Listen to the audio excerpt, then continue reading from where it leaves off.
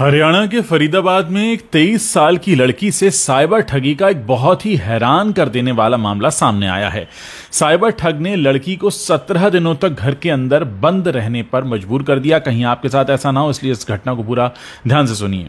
इसे digital arrest का नाम भी दिया जा रहा है। इस दौरान ठगों ने लड़की से 2.5 लाख रुपए भी हड़प लिए। पीड़िता ने बताया कि घटना की शुरुआत 12 अक्टूबर को हुई, जब लखनऊ से उसके पास एक कॉल आया। इसके बाद वो ठगों के झांसे में ऐसा फंसी कि खुद के घर में ही कैद होकर रह गई। आपको बता दें कि साइबर ठगी का शिकार हुई लड़की का नाम अनन्या है, फरीदाबाद की रहने वाली है। एक इंटरव्यू में अनन्या ने बताया कि सब कुछ ठीक चल रहा था। इस बीच 12 अक्टूबर को उसके पास एक कॉल आया। कॉल करने वाले ने कहा कि वो लखनऊ कस्टम ऑफिस से बोल रहा है और आपके आधार कार्ड के जरिए एक पार्सल कंबोडिया भेजा जा रहा है। इसमें कुछ पासपोर्ट हैं और एटीएम कार्ड भी हैं। खुद को कस्टम ऑफिस का बताने वाले शख्स ने अनन्या से आगे कहा कि वो 5:30 बजे से पहले इसको लेकर लखनऊ पुलिस में एफआईआर दर्ज करवा ले, नहीं तो उसे कोर्ट में पेश होना होगा। ये सुनकर अनन्या थोड़ी घबरा गई। वो अपनी मां को बताने के लिए जा ही रही थी कि सामने वाले ने कॉल को कथित पुलिस अधिकारी से कनेक्ट कर दिया। इस पर अनन्या उससे बात करने लगी। अब अनन्या बताती है कि जब मैंने उस कथित पुलिस अधिकारी से बात की तो उसने कहा कि एफआईआर के लिए मुझे वीडियो कॉल पर आना होगा, क्योंकि डिजिटल एफआईआर कैमरे पर ही होती है। इस पर मैंने स्काइप ऐप ज्वाइन किया और कैमरे के सामने बैठ गई। सामने पुलिस की वर्दी पहने कुछ लोग खड़े थे और थाने जैसा ही बैकग्राउंड भी बना हुआ था। इसके बाद पुलिस अधिकारी ने आधार कार्ड और बैंक डिटेल्स वगैरह चेक करने की बात कही। फिर कुछ देर बाद उसने कहा कि आपके यानी अनन्या के खिलाफ तो पहले से ही एक एफआईआर दर्ज है और अरेस्ट वारंट भी जारी हो चुका है। उसने बैंक के अधिकारी का नाम लेते हुए कहा कि आप उससे एसोसिएटेड हैं और उसके खिलाफ ह्यूमन ट्रैफिकिंग जैसे गंभीर केस दर्ज हैं। हमारे पास सबूत हैं, गवाह हैं, दोनों मौजूद हैं। यह सब सुनकर अनन्या काफी घबरा गई। इसी बीच वीडियो कॉल पर बात कर रहे कथित पुलिस अधिकारी ने कहा कि अनन्या, आप 1 मिनट रुकिए, हम आपकी बात सीबीआई अधिकारी से कराते हैं। और कुछ देर बाद एक सो कॉल्ड कथित सीबीआई अधिकारी भी लाइन पर आ गया। उसने अनन्या से कहा कि जितनी कीमत का आपके खिलाफ चार्ज है, वो बताया गया था करीब 3 करोड़ 80 लाख का, तो उसका 5% यानी 15 लाख रुपया आपको अभी देना होगा, नहीं तो हमें आपको तुरंत गिरफ्तार करना होगा।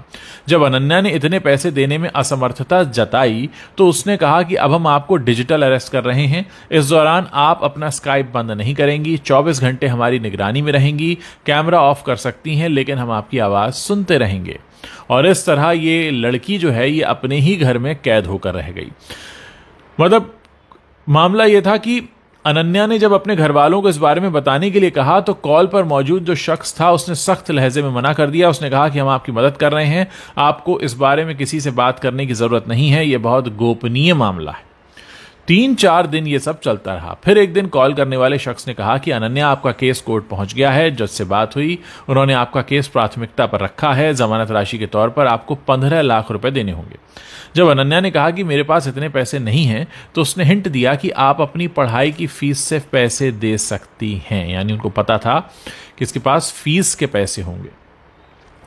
अब इसको लेकर अनन्या का कहना है कि पता नहीं कैसे उन लोगों को ये बात पता चल गई कि मैं पढ़ाई के लिए कनाडा जाने वाली हूं। इसके बाद उन्होंने फ्रॉड बेल का झांसा दिया तो घबराहट में मैंने 2.5 लाख रुपए उनको ट्रांसफर कर दिए। ये पैसे हॉस्टल की फीस और पढ़ाई के लिए रखे गए थे। बाद में जब और प्रेशर आया तो ये कहा गया कि अपने पापा के क्रेडिट कार्ड से पैसे भेजो, दोस्तों से मांगो, कहीं और से भेजो, लेकिन मैं टालम टोल करके किसी तरह उनकी बात काटती रही। इस सब में हफ्ते भर से ज्यादा का समय कट गया। इस दौरान अनन्या अपने घर के कमरे में एक तरह से डिजिटल अरेस्ट रही, वो भी घर वालों से छुपकर, क्योंकि जब वीडियो कॉल करने वालों को पैसे नहीं मिले तो उन्होंने 17 दिन बाद ये कहा कि अब आप फ्री हैं, आपको डिजिटल अरेस्ट से आज़ाद किया जाता है। अब सवाल ये कि लड़की ने इतना दिमाग क्यों नहीं चलाया और उसने अपने घर वालों को बताया क्या? अनन्या की जो माँ है उसने ये कहा है कि पिछले कुछ दिनों से मेरी बेटी लैपटॉप 24 घंटे अपने साथ लेकर चलती थी, खाते पीते सोते जागते हर जगह वो ऑनलाइन रहती थी। हमें नहीं पता था कि उस पर निगरानी रखी जा रही है। डर के मारे वो ऐसा कर रही है, हमें बिल्कुल अंदाजा नहीं था। और पहले हमें ये लगा कि आईटी का बच्चा है, शायद काम कर रहा होगा, मगर हद से ज्यादा ऑनलाइन रहने और वो भी वीडियो पर ऑनलाइन रहने को लेकर हमें शक भी हुआ। फिर 17 दिन बाद मालूम हुआ कि अनन्या साइबर ठगी का शिकार हो गई है। अनन्या की मां कहती हैं कि दोषियों पर कड़ी कार्रवाई होनी चाहिए। जिस तरह मेरी बच्ची मेंटली टॉर्चर हुई है, किसी और का बच्चा ना हो। फिलहाल पुलिस ने केस दर्ज करके जांच शुरू कर दी है। दोस्तों, ये अपनी तरह का अनोखा मामला है जिसमें डिजिटल अरेस्ट किसी को किया गया। मैं चाहता हूं कि इस वीडियो को आप ज़्यादा से ज़्यादा लोगों के साथ शेयर करें ताकि ज़्यादा से ज़्यादा लोगों के पास ये सूचना पहुंचे और ये लोग जो इतने शातिर हैं किसी और के साथ इस खतरनाक काम को अंजाम ना दे पाएं। जितना ज़्यादा हो सकता है इस वीडियो को शेयर कीजिए। व्हाट्सएप पर शेयर कर सकते हैं, फेसबुक पर शेयर कर सकते हैं, टेलीग्राम पर शेयर कर सकते हैं, अपने दोस्तों के ग्रुप्स में भेज सकते हैं। लोगों को बताइए कि ये सब भी चल रहा है।